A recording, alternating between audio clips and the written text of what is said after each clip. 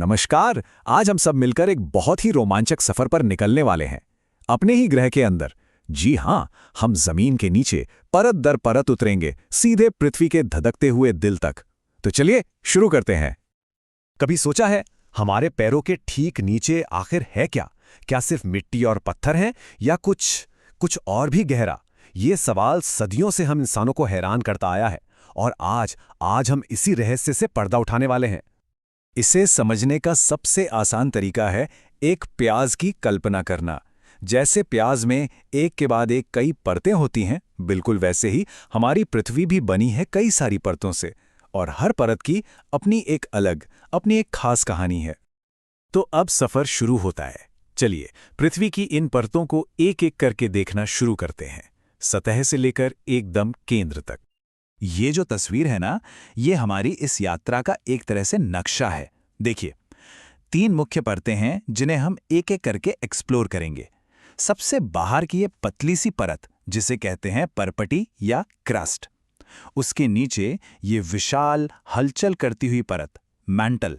और फिर सबसे अंदर वो धधकता हुआ रहस्य, यानी क्रोड। तो शुरुआत करते हैं सबसे ऊपरी परत परपटी से, मतलब वो जमीन जिस पर हम रहते हैं, जिस पर ये ऊंचे ऊंचे पहाड़ हैं और गहरे महासागर हैं। लेकिन पता है हैरानी की बात क्या है? पूरे ग्रह के मुकाबले ये परत इतनी पतली है जैसे जैसे किसी सेब का छिलका। अच्छा, अब इसमें एक और मजेदार बात है। ये जो परपटी है ना, ये भी एक जैसी नहीं है। इसके 2 तरह के हिस्से हैं। एक है महाद्वीपीय परपटी, यानी महाद्वीपों के नीचे वाली जमीन, जो करीब 35 किलोमीटर मोटी है और बनी है सियाल से, मतलब सिलिका और एल्यूमिना।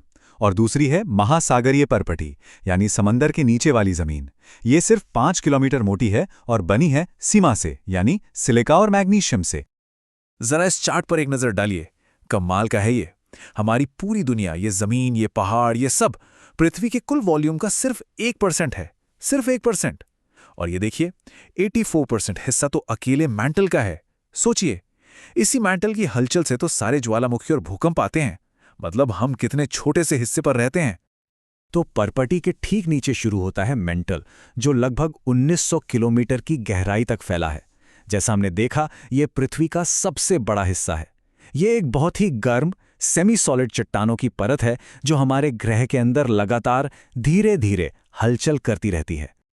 और अब हम पहुंच गए हैं अपनी यात्रा की आखिरी मंजिल पर, पृथ्वी का केंद्र, यानी क्रोड। इसकी त्रिज्या करीब 350 किलोमीटर है, और यहाँ का तापमान और दबाव इतना ज्यादा है कि हम उसकी कल्पना भी नहीं कर सकते। तो सवाल ये है कि ये क्रोड आखिर बना किस चीज से है? ये मुख्य रूप से 2 धातुओं से बना है, निकल और लोहा। इसीलिए इससे शॉर्ट में निफे भी कहते हैं। नी निकल के लिए और फेरस यानी लोहे के लिए। और जैसा मैंने कहा, यहाँ पर दबाव और तापमान इतना ज्यादा है कि इसका जो बिल्कुल अंदरूनी हिस्सा है ना, वो सॉलिड है, एक ठोस गेंद की तरह, जबकि बाहरी हिस्सा पिघला हुआ है। इस गहराई का अंदाजा लगाना है तो बस इतना सोचिए कि अगर हमें पृथ्वी के केंद्र तक पहुंचना हो तो हमें समुद्र की सतह से 6000 किलोमीटर नीचे खोदना पड़ेगा। 6000 किलोमीटर! ये प्रैक्टिकली तो इम्पॉसिबल है, लेकिन ये हमें बताता है कि हमारा ग्रह कितना विशाल और गहरा है। चलिए अब पृथ्वी की गहराइयों से वापस सतह की तरफ आते हैं। हमने परतों के बारे में तो जान लिया, लेकिन जिस परत पर हम रहते हैं, यानी परपटी, वो असल में बनी किस चीज से है? इसका जवाब है चट्टानों से। अब चट्टानें भी कई तरह की होती हैं, लेकिन इन्हें हम 3 मुख्य परिवारों में बांट सकते हैं: आग्नेय, अवसादी और कायांतरित। और हर एक के बनने की कहानी बड़ी दिलचस्प है। सबसे पहले बात करते हैं आग्नेय चट्टानों की। इनके नाम में ही अग्नि यानी आग है। ये नाम लैटिन शब्द इग्निस से आया है, जिसका मतलब ही आग होता है। और ये नाम बिल्कुल परफेक्ट है, क्योंकि ये चट्टानें बनती ही तब हैं जब धरती के अंदर का पिघला हुआ गर्म मैग्मा ठंडा होकर जम जाता है। अभी आग्नेय चट्टानें भी 2 तरह की होती हैं। जब ज्वालामुखी से लावा बाहर निकलकर सतह पर तेजी से ठंडा होता है तो बनती हैं बहिर्भेदी चट्टानें। इनके दाने बहुत महीन होते हैं, जैसे बेसाल्ट। हमारा पूरा दक्कन का पठार इसी से बना है। और दूसरी तरफ जब मैग्मा जमीन के अंदर ही धीरे धीरे ठंडा होता है तो बनती हैं अंतर्भेदी चट्टानें। इनके दाने बड़े होते हैं, जैसे कि ग्रेनाइट, जिसे हम अक्सर अपने किचन के काउंटरटॉप में देखते हैं। दूसरा परिवार है अवसादी चट्टानों का। इन्हें हम पृथ्वी की डायरी भी कह सकते हैं। पता है क्यों? क्योंकि ये तब बनती हैं जब हवा, पानी या बर्फ जैसी ताकतें दूसरी चट्टानों को तोड़ तोड़कर छोटे छोटे कणों में बदल देती हैं। फिर ये कण एक जगह जमा होते जाते हैं और लाखों सालों के दबाव से परत दर परत एक नई चट्टान में बदल जाते हैं। और कमाल की बात यह है कि कभी-कभी इन्हीं परतों के बीच में पुराने जमाने के पौधों और जानवरों के अवशेष यानी जीवाश्म भी दब जाते हैं। और आखिर में आती हैं कायांतरित चट्टानें। इनके नाम का मतलब ही है रूप बदलना। होता क्या है कि जब कोई आग्नेय या अवसादी चट्टान जमीन के अंदर बहुत ज्यादा गर्मी और दबाव के संपर्क में आती है तो वो पूरी तरह से बदल जाती है। उसकी बनावट, सब कुछ। जैसे चिकनी मिट्टी बहुत ज्यादा दबाव में स्लेट बन जाती है और चूना पत्थर गर्मी और दबाव में बदलकर बन जाता है संगमरमर। और इन चट्टानों को याद रखने का सबसे अच्छा तरीका जानते हैं क्या है? हमारे आसपास की मशहूर इमारतों को देखना। दिल्ली का जो लाल किला है वो लाल बलुआ पत्थर से बना है, जो एक अवसादी चट्टान है। और दुनिया का अजूबा हमारा ताजमहल, वो बना है सफेद संगमरमर से, जो कि एक कायांतरित चट्टान है ना कमाल? तो हमने 3 तरह की चट्टानें देख लीं, पर कहानी यहीं खत्म नहीं होती। सबसे हैरान करने वाली बात तो ये है कि ये चट्टानें हमेशा एक जैसी नहीं रहती। ये लगातार एक दूसरे में बदलती रहती हैं, एक कभी ना खत्म होने वाले चक्र में।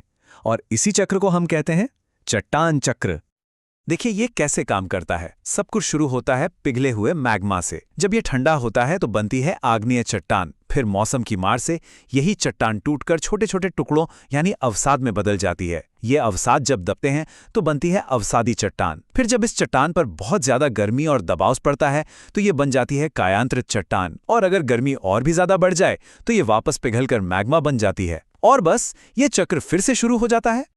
तो चट्टान चक्र का मतलब सीधा सा है, एक तरह की चट्टान सही कंडीशंस मिलने पर दूसरी तरह की चट्टान में बदल जाती है। ये एक लगातार चलने वाली प्रक्रिया है। तो इसका हमारे लिए क्या मतलब है? इसका मतलब ये है कि हमारे पैरों के नीचे की जमीन वैसी स्थिर नहीं है जैसी दिखती है। ये एक जीवित प्रणाली की तरह है जो लगातार खुद को बदल रही है, जहां पुरानी चट्टानें खत्म हो रही हैं और नई चट्टानें जन्म ले रही हैं। तो अगली बार जब कोई पत्थर हाथ में उठाएं तो याद रखिएगा कि वो सिर्फ एक पत्थर नहीं, वो पृथ्वी की लाखों साल की कहानी का एक हिस्सा है। जरा सोचिए, आज जो चट्टानें हमारे आसपास हैं वो लाखों साल बाद क्या बन जाएंगे। और यही हमारे ग्रह की सबसे खूबसूरत बात है कि वो हमेशा बदलता रहता है। इस शानदार सफर में साथ देने के लिए बहुत बहुत शुक्रिया।